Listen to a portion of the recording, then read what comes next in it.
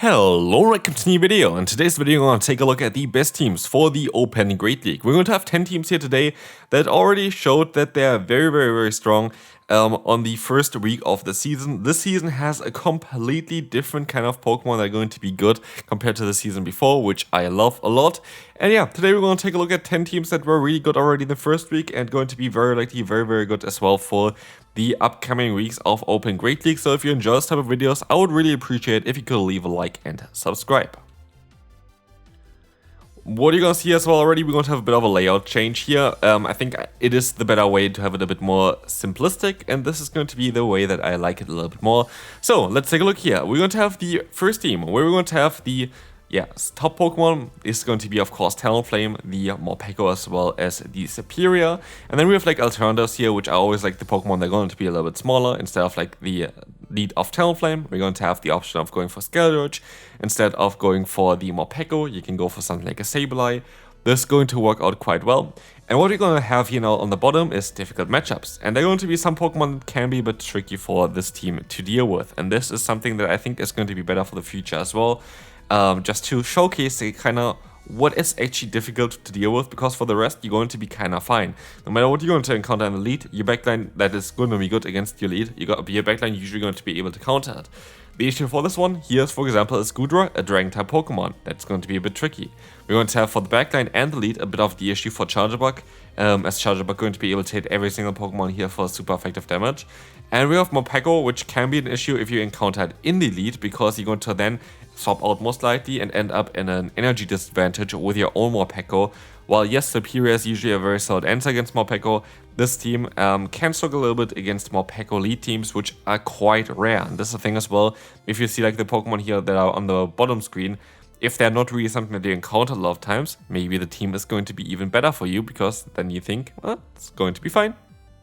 But before we move on, I'm really excited about today's sponsor of this video, boot.dev. This is actually a platform that I was following for quite a bit already, and I'm really happy that I was able to try it out now, as boot.dev is an online platform to learn back-end development. From start to finish, you're going to be able to learn stuff like Python, Golang, SQL, and quite a few more things, which is really nice.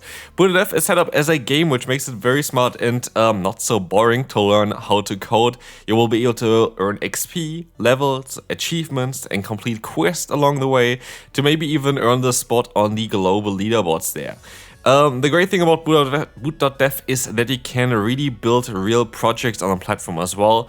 And as someone who's studying informatics right now, I'm really happy about this cooperation, because I can use boot.dev now to help me refresh a little bit of my knowledge and get a bit better at a lot of the programming languages for the next semester. So yeah, I'm really happy about this sponsorship here. All of boot.dev's content, by the way, is free to read and watch in guest mode. A paid membership gives you basically interactive features like hands-on coding, AI assistance, progress tracking, and game mechanics. So yeah, you can go now to boot.dev, try out courses for free. Use my code JonkusPKMN to get 25% off for the first entire year if you book annually. And that's gonna be it for this one. Now let's move on to more teams. Next up, team number 2. We're going to have here a team that my girlfriend didn't like to use, but I do think has a lot of potential, and I saw it had a lot of usage as well, which is going to be the Superior, the Lapras, as well as the Blastoise. And there are quite a few Pokemon that are going to be problematic, which makes me kind of believe that it might be better to have the Stunfisk in the back with the Superior, or have the Charjabug in the lead, and then like the double water backline. Why? Here, of course, we see the Drapion, where the Stunfisk would be a great answer for. But if you kind of take a look at the Pokemon down below and take a look at what Superior does, not so much, but what the Charjabug does, actually quite solid. So like Charjabug definitely going to help out with a lot of the matchups here. But also Stunfisk has a lot of play against them. If you encounter those Pokemon that you see on the bottom quite often, then might be something that is going to be not a team that is really for you. Here, Drapion though, for the backline, you can still deal with it. Like the Blastoise as well as the Lapras still have play for it. So I do think this is going to be a bit better than it shows here right now. But again, yeah, Charjabug in the lead could be an option if you are struggling with certain Pokemon. Stunfisk in the back could be an option if you struggle with certain Pokemon. Depends really on how you want to play it. Next up, team number 3. We're going to have Grumpig, we're going to have the Manabus, and we're going to have the Steelix. And honestly, I looked into it basically a bit. The only Pokemon that's going to be really problematic is something like the Magcargo for the backline, because you have a fire type that's also going to be very strong against the Manabus. Magcargo, I made a video about, and it's gonna be again in a video here today, like in the top team here today as well. It's actually really strong. The other thing that can be a bit problematic is again a lead of Morpeko. Lead of Morpeko is going to be a bit tricky for Grumpig and the Manabus. Again, it's going to be a little bit easier though if you're going to run something like a Wigglytuff in the back in order to counter the Morpeko, then that's going to work out a bit easier for you. You could just play out the Zero Shield scenario with the Grumpig where you're going to get the shield advantage. That would work out really well for you there as well, so like it's not that this team would be completely dead against Morpeko either. Next up, I have to include it. This is the team that my girlfriend is running the entire time. It's going to be the Wigglytuff, the Marowak as well as the Gastron, and it's absolutely overpowered for her, like literally absolutely overpowered still in this season as well. She went just only positive with that one, and that got her up quite high as well in terms of like elo even, which is kind of mad. So yeah, that is her favorite team. There are some difficult matchups, especially the Jumpluff, definitely. Superior, not too bad, like especially with your lead, you're going to be able a lot of times to just farm down there, especially with Icy Wind. Jumpluff is just too fast, I think, with Fairy Wind. Like Jumpluff is really, really strong right now there. Talonflame, again, is going to be a bit more tricky. There are other options here as well in the lead, but those Pokemon down there definitely are going to be the Pokemon that you're gonna struggle against the most. Next up, we're going to have a team here that I think I used on my channel. I'm fairly certain I did, but I'm not too sure actually at this point. But it's going to be a team here around the Skeledirge. Skeledirge, very, very cool. Going to be able to beat Fairy-type Pokemon. So we have the same swap of Credilli to bait out also Fighting-type Pokemon, which you also can beat with the Elite. And in the back we're going to have the Morpeko, which can deal with the weakness of, the Elite that is going to be weak against, for example, against Dark-type Pokemon. We're going to have resist Dark-type moves. We're going to have a weakness in the lead for, Water-type Pokemon. We're going to have the Morpeko to deal with them.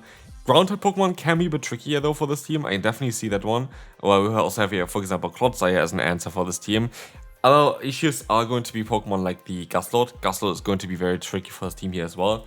I do think that Gustlord, by the way, is going to have a lot of play this season, and I could see Gustlord winning a regional as well. And then we have Pangoro, and Pangoro completely destroys the entire team.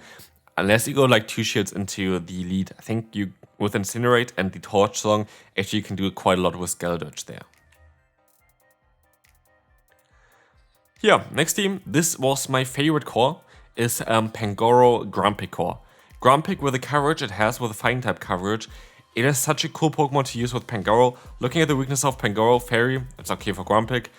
Fighting, Grumpig definitely loves that matchup there. Flying, it's okay for Grumpig. Like basically all the weaknesses that the lead has is okay for Grumpig. And there's only real one answer for this team here, kinda. And even this is not even clear. This is also, by the way, a team that I had on my channel as well. And that's going to be Superior. But Superior is not even the best answer either. Because like it's neutral against your backline and it's kind of neutral as well against your lead. So like this team for me had basically no real answer right now. So this is definitely a team I would really recommend you to give a try.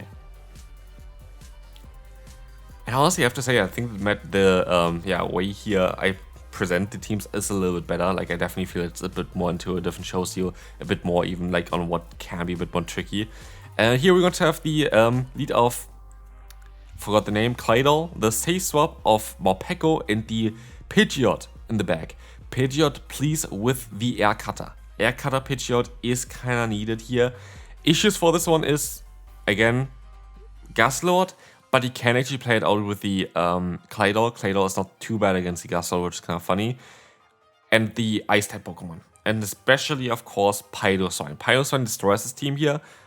When was the last time you faced a Piloswine? Exactly, never. So, like, it's not really the biggest issue. But Pidgeot as a Shadow with Air Cutter was absolutely amazing. I made a video on my channel already. I do think this Pokemon is absolutely underrated. And I do think this Pokemon is absolutely overpowered. So, yeah, definitely give this Pokemon a try here. Again, Morpeko in this team as well. Very cool as a safe swap here for this team as well. But again, you have like this weakness to Ice-type Pokemon. But it is still a very, very good team. Like I think 12-3 with this team. Like this team was absolutely amazing for me. Same goes for this one. Like, this team was also absolutely amazing for me.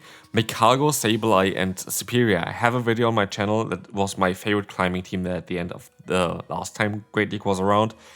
Magcargo was absolutely amazing. One big issue here for this team though, Drapion. Drapion can be just an issue. Another big weakness is going to be like Dragon type Pokemon again here. Como is going to be a bit better because it's going to be resisting the Rock type damage from the lead. And it's still going to be able to beat basically all of the other things because it also resists foul play. But yeah, that is kind of a very specific Pokemon that you barely really see anyway. So I wouldn't really expect that this is going to be very common.